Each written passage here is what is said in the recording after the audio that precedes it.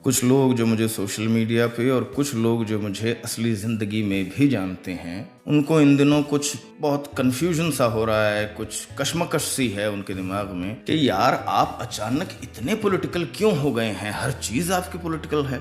तो नहीं, ऐसा नहीं है, नया नहीं है, ये पॉलिटिकल हूँ, लेकिन मुझे तो लगता है कि मैं जब पैदा नहीं भी हुआ था, जब एक फीटस था एक पेट में, तब से मैं पॉलिटिक्स का हिस्सा तो ज़रूर हूँ।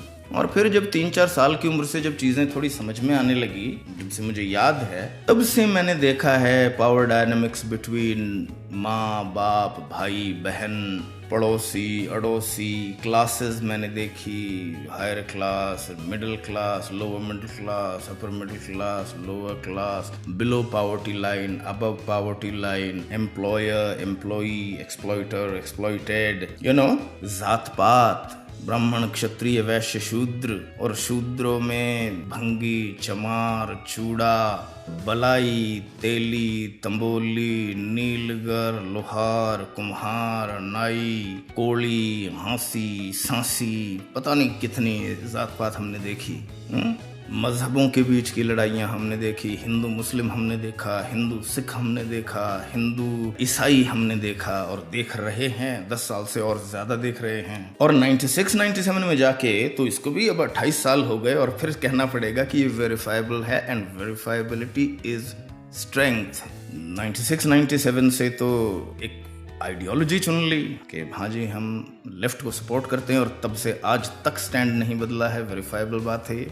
तो न्यूजीलैंड भी जब मैं गया, तब भी मैं कोई ऐसे थोड़ी गया हूँ कि साहब I have chosen New Zealand for the lifestyle choices. वैसे तो न्यूजीलैंड आज, अभी 2-3 दिन पहले मैं अखबार में पढ़ रहा था या वेबसाइट पे पढ़ रहा हूँ कि अब वो नंबर 1 देश है as far as well-being and less corruption, less crime, etc.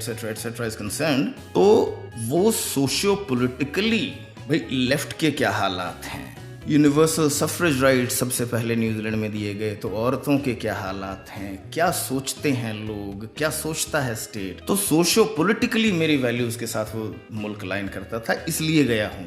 वो लाइफस्टाइल चॉइसेस और कोई पैसों का ढेर लग रहा है वहाँ, इसलिए नहीं हुआ है मेरा माइग्रेशन ना। और जब न्यूजीलैंड में मैं रहा तो भी वहाँ पर I did not know a soul there जब मैं गया था वहाँ। और फिर काम जब किया तो वही socialist out there over, the communist league, united union, और अब the green party, the labour party का जो लेफ्ट है, अब हमारे कॉमरेड्स पार्लियामेंट में है, अच्छे खासे शानदार वाइवेशियस और डेडिकेटेड कॉमरेड्स। हमारे क्लोइस वोब्रिक है, कॉमरेड गुलरेज हैं, कॉमरेड रिकार्डो मेंडेज मार्च हैं, और सड़क पे आप देख लीजिए कॉमरेड माइकल ट्रीन, कॉमरेड जो कैरोलैन, कॉमरेड भारती कोलोटी, कॉमरेड अन्नू कोलोटी, शेर सिंह मानक ढेरी, यू नेम इट। और वहाँ बड़ा अच्छा काम कर रहे हैं, मैंने भी थोड़ा बहुत जो कर सका मैंने किया।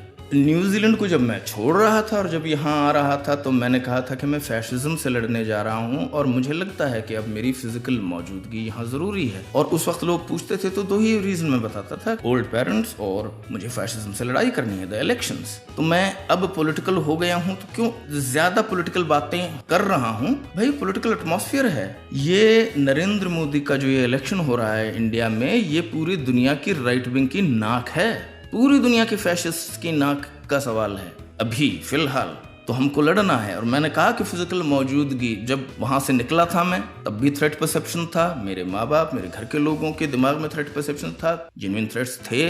तो मैं वीडियो बना के वहां से निकला था, और पहला जब मैं यहाँ पहुंचा तो पहला वीडियो जो मैंने बनाया वो एक धमकी ही थी इन लोगों को, जिन लोगों ने मेरी जाली आईडीज बना के एक ऐसा परसेप्शन पैदा करने की कोशिश की थी कि हन्नान एंटी हिंदू है, या एंटी इंडिया है, या एंटी इंडियन स्टेट है, गद्दार है, ताकि कोई लोन वॉरियर, कोई लोन वुल्फ खड़ा हो और लोगों को लेके आके यहाँ हम पर वायलेंस करे। यार 86 ईयर ओल्ड कपल है मेरे माँ बाप। खैर एनीवे, इंडिया आके दिखाओ, एयरपोर्ट पे आके दिखाओ, और यूँ मेरे पास तो भाई साहबो पाकिस्तान जाने का 8 मार्च को जो औरत मार्च होती है, जन जिंदगी, ये तो खैर ईरान में है, जन जिंदगी आज़ादी मूवमेंट जिंदाबाद बाय द वे। तो ये जो फेमिनिस्ट मूवमेंट जो करता है, मेरा जिस्म मेरी मर्जी मूवमेंट, उसके लिए जेन्युइन न्योता था मेरे पास, और मैं वहाँ इसीलिए नहीं गया, एग्जैक्टली उसी वजह से जिस वजह से मैं यहाँ पर जो इंडिया में जो इलेक्शंस हो रहे हैं उनमें फिजिकली खुद जा करके मैंने जोर शोर से उसमें पार्टिसिपेट नहीं किया। एग्जैक्टली वही वजह है, बिल्कुल है थ्रेट परसेप्शन। लेकिन पाकिस्तान भी आएंगे और जहाँ जहाँ जाना है, जिस मुल्क में जाना चाहूँगा जाऊँगा, आप मुझे नहीं रोक सकेंगे।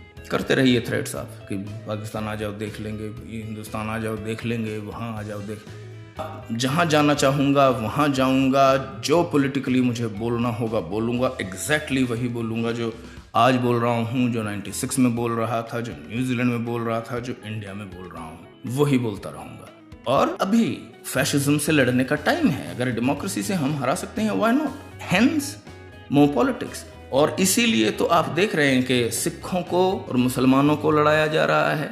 बिल्कुल ये इलेक्शन से जुड़ा हुआ है, इंडियन इलेक्शन से जुड़ा हुआ है। ये चलेगा, अभी यूके के इलेक्शंस तक चलेगा, ये चलेगा अमेरिका के इलेक्शंस तक। सिखों और मुसलमानों को आपस में लड़ाया जा रहा है। भारत में, इंडिया के अंदर मुसलमानों और दलितों को लड़ाया जा रहा है, समझे आप? तो ये होगा और इसके खिलाफ हमको लड़ना है। बस ये है कि फिजिकल मौजूदगी की जब ज़रूरत है, मैं कह रहा हूँ, और मैं कह रहा हूँ कि अब मैं नेचुरल अपने हैबिटेट में आ गया हूँ, ब्रिंग इट ऑन।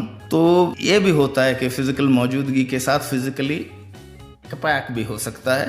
तो ठीक है, सच बोलना है, सहेंगे, क्या करें, लेंगे रिस्क, बोलना तो बंद नहीं करेंगे सर। और हाँ, समझ गए होंगे कि ये पॉलिटिक्स नई है, बहुत पुरानी है मेरे लिए।